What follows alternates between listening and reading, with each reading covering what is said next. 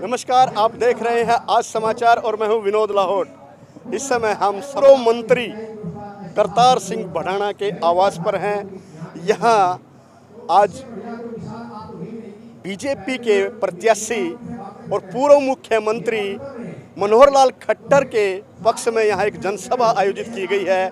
करतार सिंह भड़ाना के द्वारा यहां जनसंवाद का कार्यक्रम रखा गया है। करतार सिंह भड़ाना हरियाणा में मंत्री रहे हैं और अब लेकिन यहाँ वो कसम खा चुके हैं कि समालका से वे चुनाव नहीं लड़ेंगे। लेकिन आज का ये कार्यक्रम यहाँ उन्होंने आयोजित किया है। क्या मकसद है इसका? उनके कुछ साथी हमारे साथ हैं। नमस्कार सर। ये बीजेपी के लिए श्री खट्टर साहब के लिए वोट मांगने के लिए आए हैं, उनका समर्थन के लिए। इस हरियाणा की 10 की 10 सीट जीतेगी हम और पूरी जोश से पूरी मदद करेंगे। जो भड़ाना साहब की तरफ से पूरी मदद होगी और समालके की तरफ से पूरा जोर लग जाएगा जी। भड़ाना जी यहाँ मंत्री भी रहे हैं, कितना असर अभी समालका में है? बहुत ज़्यादा है जी। आज भी मंत्री जी याद करते हैं तो उसको, जबकि जब पब्लिक आ जाती है, उन्होंने फूलों की माला डालनी सिखा दी, पहले नोटों की माला डालती थी, पहले इलेक्शन लड़ना सिखा दिया। नहीं, लोगों ने पता ही नहीं था इलेक्शन क्या होता है, ना ये पता था। हमेशा पार्टीबाजी होती थी। ये यहाँ बैठ के लोगों का समझौता करवा देते थे।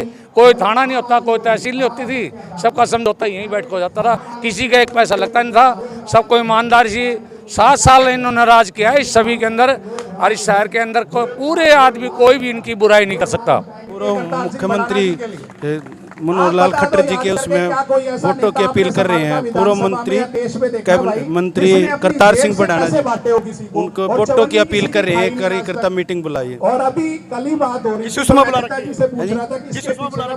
ये मीटिंग है भाई, वोटों की अपील करनी है। आने वाली 25 तारीख को बीजेपी को वोट साहब आ रहे हैं। मैं आपका एक चौकीदार, आपका एक बच्चा, मैंने ही ये प्लान बनाया था कि मैं अपने हल्के में जाऊंगा और सबको प्रार्थना करके आऊंगा कि अब की बार 400 पार में आप सबसे आगे होके आगे बढ़ के काम करें। करते हैं खट्टर साहब ईमानदारी की पहचान है और इसमें कोई दो राय नहीं। क्योंकि जब मैं यहाँ भी आगे बैठता था कभी कभी तो मुझे लोग कहते थे कि खट्टर के टाइम में नौकरियों में पैसा नहीं लिया जाता, जिसका हक है उसी को नौकरी मिलती है। तो मैं उनसे कभी मिला नहीं हूँ। कोई सोचे कि मैं कोई उनका इसलिए तारीफ कर रहा हूँ, मैं इसलिए कर रहा हूँ कि देश अगर मजबूत करना है तो मोदी जी के हाथ मजबूत करने पड़ेंगे। और उन ज्यादा ना कहते हुए 2-3 तो नारे लगाऊंगा और मेरी इतनी बात सुन लेना। क्योंकि आज जब पेटियां खुलती है तो हर गांव की लिस्ट अलग से बनती है। तो मेरी इतनी लाज रख देना, तुम्हारी सारी जिंदगी सेवा करता रहूंगा। परिवार का तो ये देखो जी, आजकल तो बीबी की पता नहीं है कि कल को वोट किसकी देगी या किस पार्टी में जाएगी। तो उसकी तो मैं नहीं कहता, पर मैं जो मना कर चुका। और मैं जो है मंगलौर में गया था, लेकिन वहाँ पे जो हाजी और काजी है वो पिछले जब से देश आजाद हुआ ना वही रहे हैं। वहाँ पे कभी बीजेपी की सीट नहीं निकली। पहले भी मैं बीजेपी से वहाँ एक बार गया था, लेकिन हालात कुछ ऐसे हुए कि पार्टी के अंदर बढ़ के उसने जो कैंडिडेट थे उन्हें टिकट में रोड़ा मार दिया। अब भी वो यही सोच रहा है कि फिर रोड़ा मार दिया, क्योंकि उसको ये पता है कि अगर भड़ाना आया तो जीतेगा। अगर वो शक्ति यही होती है कि मैं ऊपर वाले पे विश्वास करता हूँ और जो काम कर रहा है उसके काम की देखने से पता लग जाता है कि वो जो करने जा रहे हैं, जो मेहनत कर रहे हैं, और लोग भी वो चाहते हैं।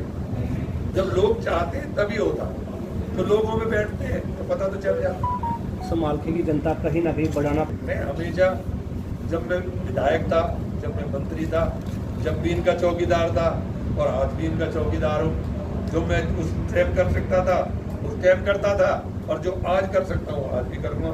और आया भी इसलिए हूँ कि आज अब मैं वोट की अपील करने आया हूँ, तो कल खट्टर साहब से जब वो MP बन जाएंगे तो मैं उनसे ये कह सकूंगा कि हमने आपके लिए मदद की, इन लोगों ने आपकी मदद की, और इनका अगर काम सही नहीं होगा तो फिर कोताही होगी।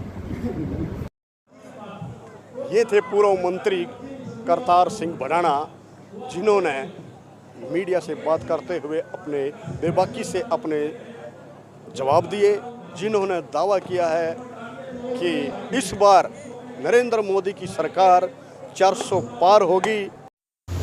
आपकी इस वीडियो पर क्या राय है, कमेंट करके ज़रूर बताएं। विनोद लाहौट, आज समाचार, समालखा।